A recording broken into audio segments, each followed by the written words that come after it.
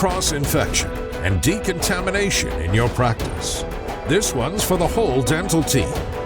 Are you confused about how to set up for a sterile procedure like surgery?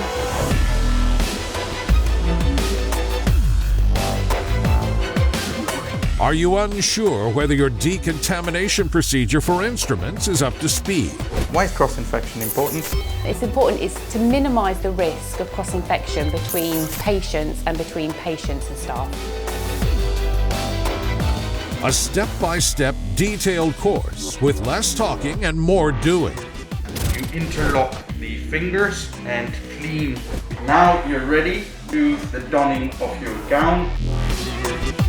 A live demo of the setup and decontamination procedure from the team at UKDS. It's really important part of the staff induction programme. It's really important that they understand the importance of the cross-infection, and as part of their CPD, they obviously have to do a minimum of 5 hours during their cycle as well. Sterile setup, decontamination of used instruments, hand washing, and a special on communication with the FFP3 respirators. Because the HT105, the audit, we have to follow the correct process in all areas: hand washing, clinical waste, disposal, to make sure everybody's following the correct process.